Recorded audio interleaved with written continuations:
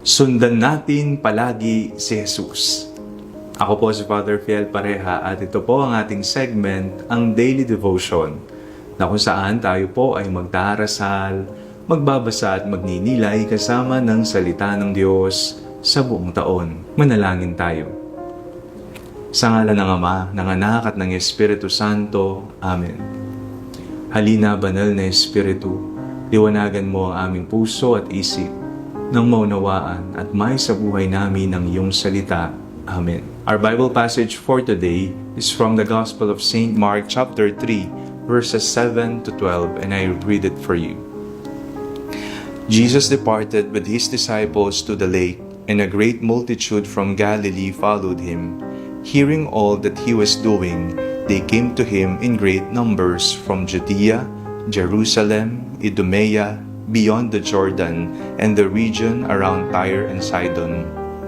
He told his disciples to have a boat ready for him because of the crowd, so that they would not crush him, for he had cured many, so that all who had diseases pressed upon him to touch him. Whenever the unclean spirits saw him, they fell down around him and shouted, "You are the Son of God." But he sternly ordered them not to make him known. Ang dami-daming sumusunod kay Jesus. Sa ating pong modernong panahon, kung kayang merong social media app ang Panginoong Hesukristo, marami kaya siyang followers. Kung may Facebook page siya, kung may Instagram, kung may TikTok, kung may YouTube ang ating Panginoong Hesus, marami kaya siyang followers. O marami kaya ang mga bashers ng ating Panginoong Hesus. Kung nung panahon niya, wala pang social media, nandyan ang mga pariseyo, ang mga eskriba at saduseyo, ang kanyang mga bashers, na palaging pumupuna at naghahanap ng mali sa kanyang tamang ginagawa. Ngayong kayang modernong panahon, kung siya'y nabubuhay, ilan kaya ang kanyang followers at ilan ang kanyang bashers? Tayo pong lahat ay inaanyayahan ngayong araw na palaging sundan si Jesus.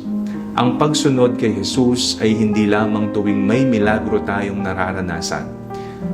Hindi lamang kapag may himala tayong nakikita, mga aparisyon, mga pagpapagaling, mga pagpapalayas ng demonyo. Nakita natin sa ating pagbasa ngayong araw na ito, napakarami ang sumusunod kay Jesus. Bakit?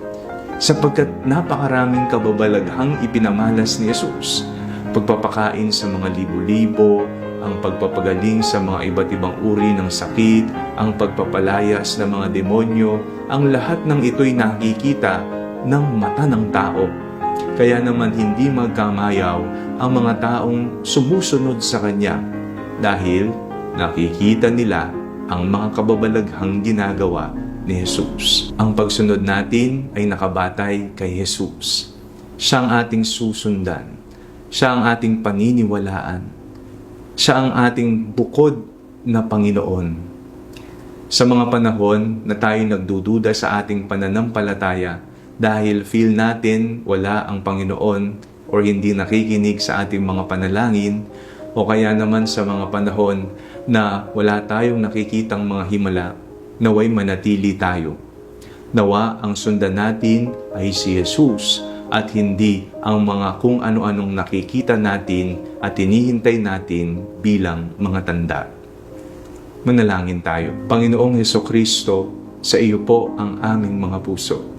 Kayo po ang aming susundan, panahon man ng kasiyahan, himala o kalungkutan ng aming buhay. Amen. Sa ngalan ng Ama, ng Anak at ng Espiritu Santo. Amen.